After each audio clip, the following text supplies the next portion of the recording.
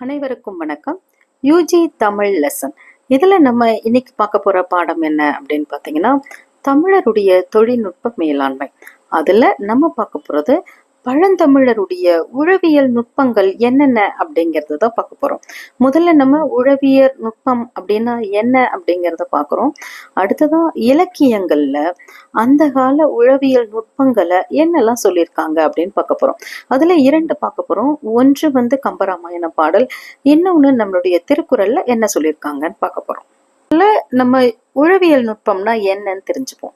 உழவியல் நுட்பம்னா என்னன்னா, நிலத்தை உழுது பயிரை சாகுபடி செய்யறதுக்காக அந்த நிலத்தை எப்படி தயார்படுத்துறாங்க, பயிர்களை வளர்க்கறதுக்கான முறைகள் என்னென்ன, பூச்சிகளை எப்படி அவங்க கட்டுப்பாடோட வச்சுக்கிறாங்க. ஏன்னா பயிர் வளருது அப்படின்னா கண்டிப்பா பூச்சிகள் அப்படிங்கிறது இருக்கதான் செய்யும் இல்லைங்களா. அப்ப அந்த பூச்சி அதிகமாகாம அதை ஒரு கட்டுப்பாட்டுக்குள்ள இருக்கணும். அதுக்காக என்னென்ன வரன்முறைகளை எல்லாம் அவங்க பின்பற்றுறாங்க. அடுத்தது என்ன நீர்ப்பாசன முறைகளை அவங்க பயன்படுத்துறாங்க. அடுத்தது எப்படி அதை அறுவடை செய்யறாங்க. இந்த வேளாண்மை சார்ந்த நுட்பங்களை தான் நம்ம உழவியல் நுட்பங்கள் அப்படிங்கிறத நம்ம பார்க்க போறோம். அதுல நம்ம பார்க்க போற முதல்ல இருக்கிறது என்ன, இலக்கியங்கள் காட்டுகின்ற உழவியல் நுட்பங்கள் அப்படின்னு சொல்லும் போது பழந்தமிழருடைய முதல்ல பார்க்க போறது நம்ம கம்பராமாயண பாடல் தான். நம்ம விவசாயம் அப்படின்னு சொல்லும் போதே நமக்கு நல்லா தெரியும், அகல உழுவதை விட ஆழ உழுவதே மேல் அப்படின்னு தான் சொல்லியிருக்காங்க இல்லைங்களா. எப்பவுமே நம்ம ஆழ உழும் போதுதான் கீழே இருக்கிற மண்ணு மேல வரும். அப்பதான் என்ன செய்யும் அப்படின்னா, இயற்கையாகவே மண்ணில் இருக்கின்ற உரங்கள் எல்லாம் அந்த பயிருக்கு கிடைச்சு அந்த பயிரானது செழிப்பாக வளரும். இதை தான் நமக்கு கம்பராமாயண பாடலும் நமக்கு சொல்ல போகுது. எனவே இலக்கியங்கள் காட்டுறதுல முதல்ல நம்ம இந்த பாடலை பார்க்க போறோம். கம்பராமாயண பாடல் என்ன அப்படின்னு பார்த்தீங்கன்னா, முள்ளரை முளரி வெள்ளி முளையிற முத்தும் பொன்னும் தள்ளுற மணிகள் சிந்த சலஞ்சலம் புலம்ப சாலில். அவன் விவசாயி என்ன செய்யறாராம், கையில கலப்பை எடுத்துக்கிட்டு போறாரு இல்லையா. அவரு நிலத்தை நல்லா உழறாராம். ரொம்ப ஆழமா உழும்போது அதுல இருக்கின்ற முத்துக்களும் பொன்னும் அதுல இருக்கின்ற மணிகளும் அப்படியே சிந்துதான். சலஞ்சலம் அப்படின்னா அங்க சங்குகள், அந்த கலப்பையினுடைய அந்த கலப்பையினுடைய அந்த கூர்மை இருக்கும் இல்லையா, அந்த சலஞ்சலம் சங்குல பட்டதுனால அப்படியே ஒளி எழுப்புகின்றதாம். அடுத்தது அவர் அந்த கலப்பையை உழறாரு இல்லையா. அப்ப என்ன ஆகுது அப்படின்னா, துள்ளி மீன் துடிப்ப ஆமை தலைப்புடை சுரிப்ப தூம்பின் உள்ள வரவால் ஒளிப்ப மல்லர் உழு பகடு உறப்பவாரும் அப்படிங்கிறது நம்மளுடைய கம்பராமாயண பாடலாக இருக்கின்றது. இந்த பாட்டுல என்ன கருத்தை சொல்றாங்க அப்படிங்கிறத நம்ம இப்ப பார்க்கலாமாங்க.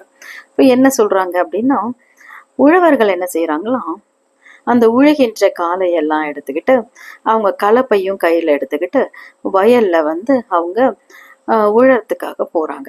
அப்போ வயல்ல அந்த கலப்பையை வச்சு உழும்போது அங்க முளைச்சிருக்கிற முதல்ல தாமரையினுடைய முளைகள்லாம் என்ன செய்யுதான், ஒடிகின்றதாம். அந்த அளவுக்கு அவங்க கலப்பையை வச்சு உழறாங்க. அதே மாதிரி மண்ணுக்குள்ள புதைஞ்சிருக்கு பார்த்தீங்களா, முத்துக்கள் பொண்ணு தங்கம், இதெல்லாம் அந்த கொழு அந்த கலப்பையில பட்டு ரெண்டு பக்கமும் அப்படியே தள்ளப்படுதாம். மணிகள் எல்லாம் அந்த இடத்துல சிந்துகின்றதாம்.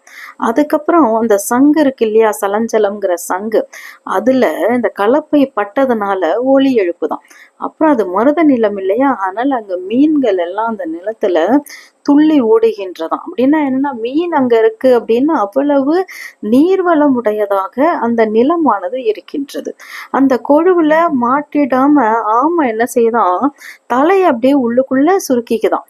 அப்பொழுது வயல்ல இருக்கிற மீனெல்லாம் என்ன செய்யுதான், அப்படியே துள்ளி குதித்து மடைகளுக்குள்ள போய் ஒளிஞ்சுக்குதான் அப்படின்னு இந்த பாடல் வரியானது நமக்கு விளக்குகின்றது. இது கம்பருடைய கற்பனை திறனா இருந்தாலும் நமக்கு அந்த காலத்துல எதை சொல்ல வராங்க அப்படின்னா, ஆழமாக உழ வேண்டும் அப்படிங்கிற கருத்தை தான் இந்த பாடலானது நமக்கு உணர்த்துவதாக இருக்கின்றது. அடுத்ததான் நம்ம என்ன பார்க்க போறோம் அப்படின்னா, திருக்குறள் காட்டுகின்ற உழவியல் நுட்பம் என்ன. அதுல ஒரு திருக்குறள் நமக்கு இங்கே கொடுக்கப்பட்டிருக்கு. தொடி புழுதி கக்ஸா உனக்கின் பிடி தெருவும் வேண்டாது சாலப்படும். இதுல நான் உங்களுக்கு எடுத்திருக்கிற உரை யாரோடது அப்படின்னு பார்த்தீங்கன்னா, சாலமன் பாப்பையா ஐயாவுடைய உரையானது எடுத்திருக்கேன்.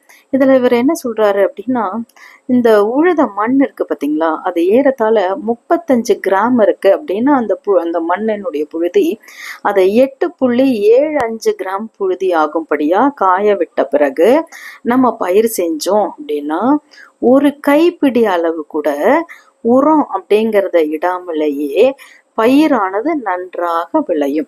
ஏன்னா இயற்கையாகவே நிலத்தில் இருக்கின்ற உரங்களானது அந்த பயிருக்கு பயனுடையதாக இருக்கும். நம்ம ஒழுங்காவே உழாம அதுல பயிர் செஞ்சோம்னா நம்ம தான் அதுல உரத்துக்கும் பணத்தை செலவு பண்ணி போட வேண்டியதா இருக்கும். அதனால சாலமன் பாப்பையாவினுடைய உரை உங்களுக்கு இதுல கொடுத்திருக்கேன். எனவே உழவியல் நுட்பங்கள் அப்படின்னு சொல்லும் போது அந்த காலத்துல அவங்க எதை பயன்படுத்தி விவசாயத்தை செஞ்சாங்க அப்படின்னு பார்த்தீங்கன்னா, முக்கியமான கருத்து என்ன, அகல உழுவதை காட்டிலும் ஆழ உழுவதே மேல் அப்படிங்கிற இந்த ஒரே ஒரு நுட்பத்தை பயன்படுத்தி தான் அவர்கள் அந்த காலத்தில் மிக சிறப்பாக விவசாயம் செய்தார்கள் என்ற கருத்தை மட்டுமே நம்ம இந்த உழவியல் நுட்பத்திலிருந்து பெறப்படுகின்றது. உங்களுக்கு இந்த காணொளி பிடிச்சிருக்கும்னு நினைக்கிறேன். உங்களுக்கு பிடிச்சிருந்தது அப்படின்னா லைக் பண்ணுங்க, ஷேர் பண்ணுங்க, சப்ஸ்கிரைப் பண்ணுங்க. அடுத்ததா உங்களுக்கு நான் சொல்ல போறது அந்த கால பழந்தமிழருடைய கடல்சார் தொழில்நுட்பம் என்னென்ன அப்படிங்கிறத குறிப்பு சட்டகத்தோடு உங்களுக்கு விளக்குறேன். நன்றி மாணவர்களே.